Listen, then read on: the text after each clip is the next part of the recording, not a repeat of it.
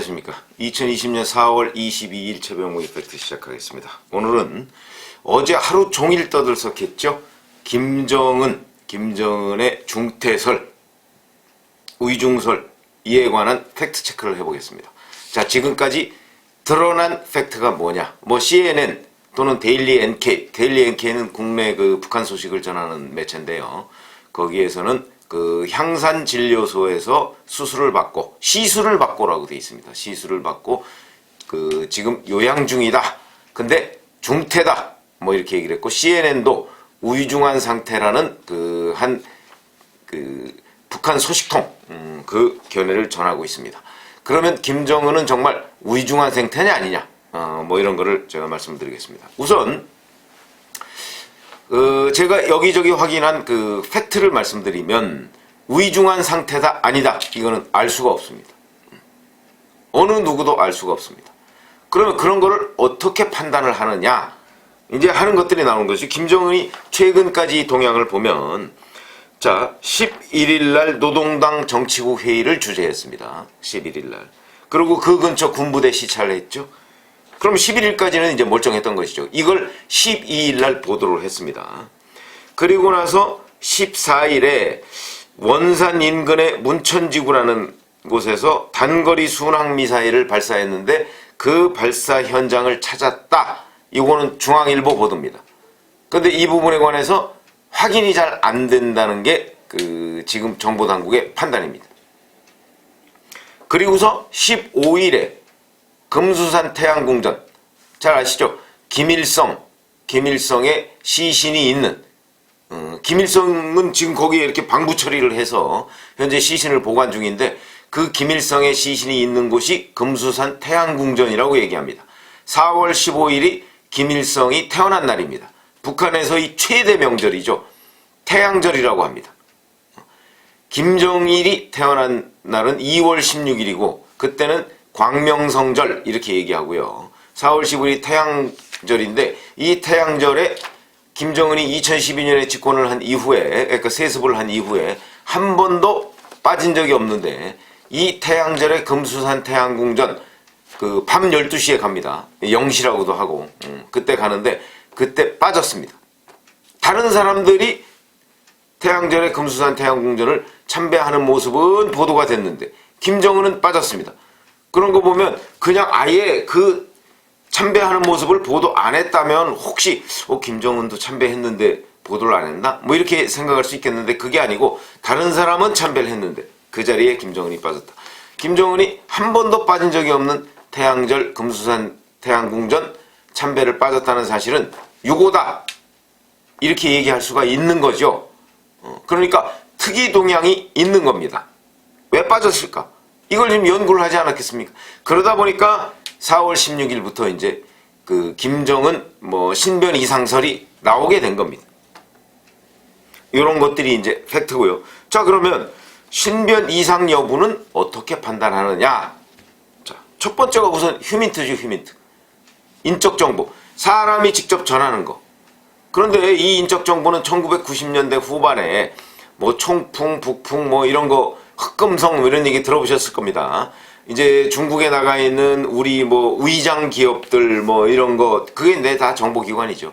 그런 걸 통해서 북한에 공작을 하고, 또 북한에서 여러 가지 정보들을 입수하고 그걸 서로 교환하고 이런 인적 정보들이 있습니다. 이 인적 정보 네트워크가 있는데, 이 인적 정보 네트워크는 북풍, 총풍 이런 것들을 수사하면서 검찰이 대부분 다 노출이 됐습니다. 흑금성도 그 중에 하나입니다. 노출이 돼서 그 이후에는 인적 정보를 제대로 구축을 못했다 하는 것이 지금 국가정보원 사람들의 솔직한 고백입니다.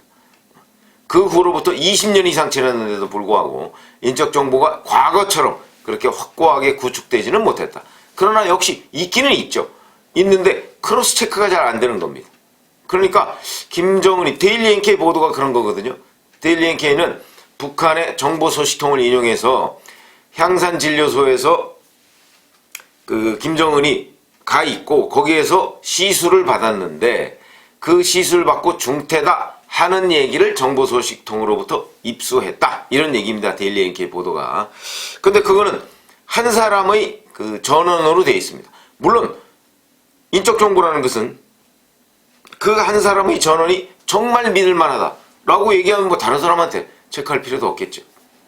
그러나 인적 정보는 꾸준히 크로스 체크를 해야 되고, 기자들이 취재하는데도 누가 뭐라고 얘기했을 때 정말 믿을 만한 사람이더라도 그 사람의 편견과 잘못된 정보가 있을 수 있기 때문에 다른 곳에서 유사한 정보라도 확인을 해야 된다.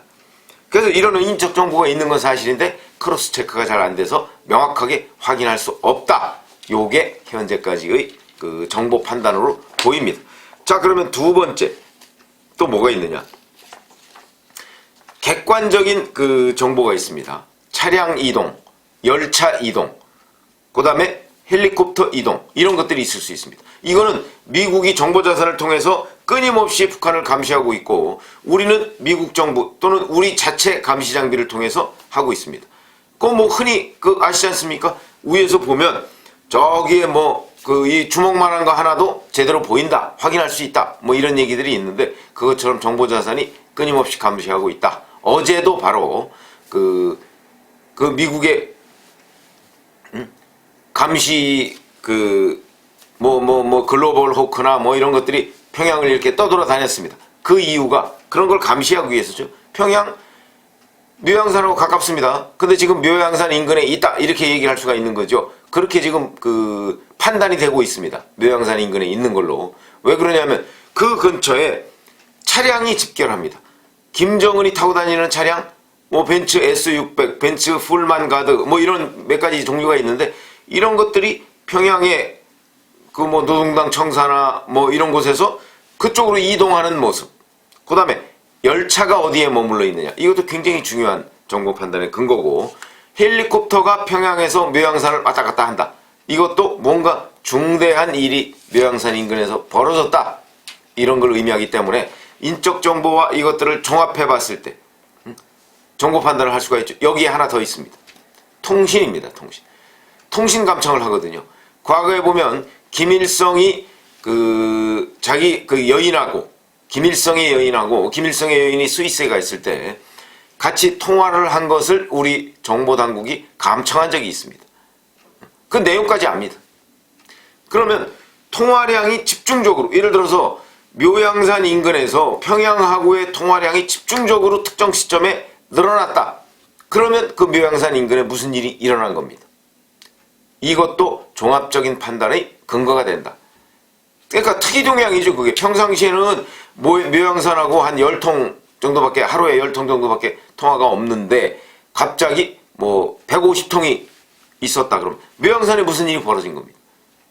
이런 일들을 종합적으로 판단했을 때, 아, 김정은이 특이동향이 있구나, 이렇게 얘기를 할 수가 있는 것이죠. 거기다가 북한 군부의 동향, 군대 동향, 그 다음에 뭐 외국에 나가 있는 대사관 동향, 이런 경우는 이제 대사관 동향까지 하면 거의 김정은이 사망했다, 이 정도가 되면 대사관에서 막 분주하게 뭐가 왔다 갔다 하고 뭐 이렇습니다. 그런 것까지 종합적으로 판단하는 것인데, 지금 현재 차량, 헬기, 열차, 그 다음에 휴민트, 통신감청, 이런 것까지 종합적으로 판단했을 때 특이동향이 있다. 그리고 그런 것들이 묘양산 인근에 집결해서 움직이지 않고 있다. 이러면 김정은 위원장이 움직일 수 없는 상황에 있다. 이제 이렇게 판단을 하는 거죠. 여기까지가 팩트인 것으로 보입니다. 팩트이고, 자, 그럼 김정은이 정말 위중한 상태냐, 중태냐, 이런 부분. 이거는 이제 중태라는 설도 있고 아닌 것도 있는데 그건 직접 판단할 수가 없는 거죠. 그래서 여기서부터는 이제 추측의 영역으로 간다. 자, 그러면 이 추측과 관련해서 일단 중국 공산당은 뭐라고 얘기했느냐. 중국 공산당은 위독하지는 않은 것으로 안다, 이렇게 얘기했습니다. 중국 공산당 관계자. 그러면 뭔가 있긴 있는데 죽을 지경은 아니다, 뭐 이런 얘기 아니겠습니까? 요것도 상당히 시사하는 바가 크다. 위독하지는 않은 것으로 안다. 시사하는 바가. 중국 공산당은 대략 알고 있다고 보는 것이 맞죠? 그렇다면 이것도 시사하는 바가 크다, 이렇게 얘기할 수가 있고. 자, 그러면 이제 또 하나 의문이 생기는 게, 청와대 강민석 대변인이 이렇게 얘기했습니다. 특이동향이 없다. 그리고 김정은이 그럼 어디 있느냐, 그러니까 묘양산은 아닌 것으로 안다. 이렇게 지금 돼 있고, 오늘 아침 보도에 보면 원산 부근의 특각에 머물고 정상 활동 중이다. 이렇게 보도가 돼 있습니다. 자, 그럼 이건 어떻게 해석할 수 있느냐?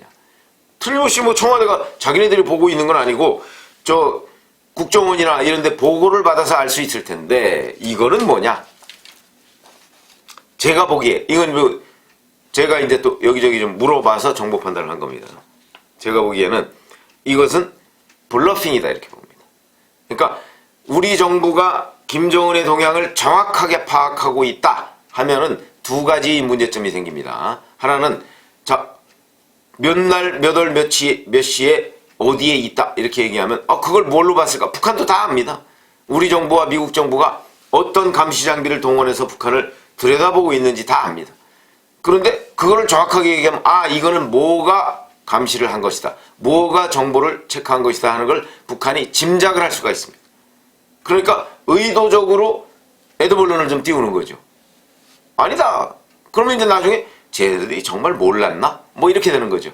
그걸 위해서 블러핑을 할 수도 있다 하는 것이고, 그러니까 지금 현재의 정보 판단으로선 묘양산에 있는 것, 묘양산 인근의 향산진료소에 있는 것으로 보이는데 묘양산이 아니다 일부러 이렇게 얘기했습니다. 이거는 저는 일부러 얘기한 것으로 보이죠. 그 다음에 원산 부근 얘기하는 것도 일부러, 강원도 인근 이것도 일부러 얘기한 것으로 보이고, 이것들은 이제 첫 번째 판단이 바로 우리 정보자산의 능력을 북한한테 보여주지 않으려고 하는 것 하나. 그 다음에 두 번째는 만약에 김정은이 사망했다는 첩보가 있다고 할지라도 그거는 확인되기 전에는 우리 정부는 얘기할 수가 없습니다. 왜 그러냐? 그렇지 않을 때, 그 정보가 틀릴 때, 왜냐하면 북한에서 김정은 사망은 얘기를 꺼내는 것 자체가 불경입니다. 그렇기 때문에 우리 정부가 공식적으로 북한이 발표하기 전에 그 문제를 공표를 한다면, 물론 비공식적으로 확인을 해줄 수는 있지만 공표를 한다면 나중에 김정은 사망설이 사실이 아닐 때 남북관계가 굉장히 경색됩니다. 아마 박근혜 정부나 이명박 정부라면 그렇더라도 사실은 사실대로 밝힐 가능성이 있지만 문재인 정부는 그렇지 않을 겁니다.